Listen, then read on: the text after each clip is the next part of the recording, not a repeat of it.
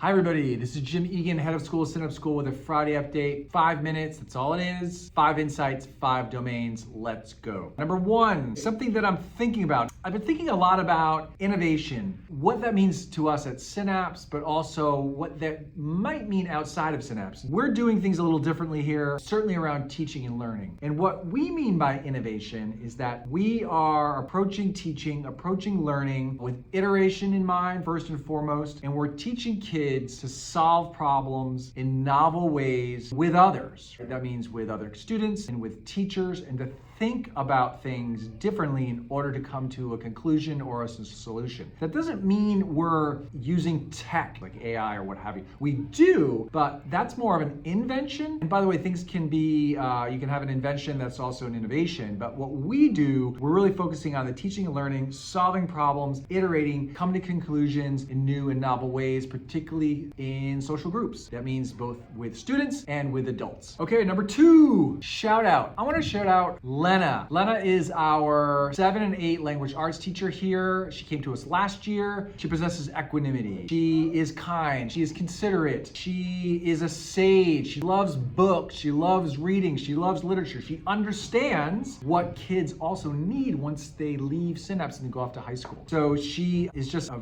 real individual for our 7 and 8 kids that they look to and admire, and they know they're going to be taken care of not only this year in middle school, but they're going to be ready to go in high school. She understands we have to sometimes teach things from classics like they're doing Outsiders right now, but she's also introducing them to the world of literature and prose in a much more dynamic way and an inclusive way. And so we love you, Lenna. We're so glad you're here. Number 3, so look ahead. I'm already looking ahead to next year, and so I'm going to prompt it right now. If you're a Synapse parent, we are constantly changing and growing. I think everyone knows L3 next year grows, bumps up, so we're going to be expanding not only physically, but we're going to have to take a look at those teams, where they go, how we teach as well, and what do we do with grade levels. We're learning quite a few things here, and so we're constantly iterating and thinking ahead, trying to stay on that edge as well, because when you stay on the edge, I think you're also closer to finding new and novel ways to do things, and that's what we do here. So the change is coming, looking ahead to next year. Not only in level 3 will they expand to 4 sections, but there will be likely changes in other sections too, and other grade configurations as well. Looking ahead, everyone, expect some changes to how we do things and where those things are done. Number 4, a peek behind the scenes. Now, how do we make decisions? How do we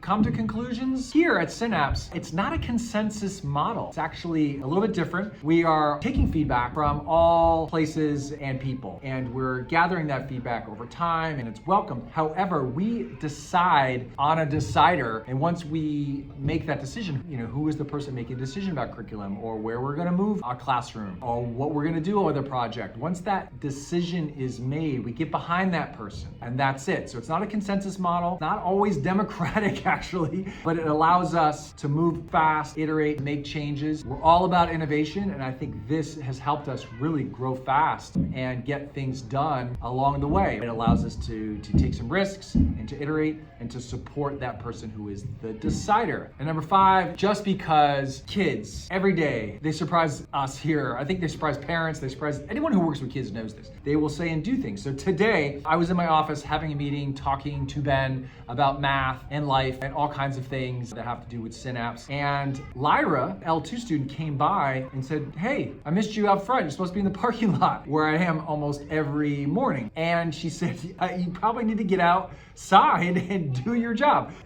Just because this time is around kids, what they say, but also kids at Synapse don't feel those boundaries that they may feel in other schools. It allows them to actually interface with us as humans and as people. And it's one of those aspects to our school that make it unique and make it super fun. Lyra, thanks for getting me outside today where I needed to be. Sorry, Ben, I had to go. Okay, that's it. If you like this video, you can like it. And if you want to give to the annual fund, we're really close. Please do. And other than that, have a great weekend. See you next week. Bye.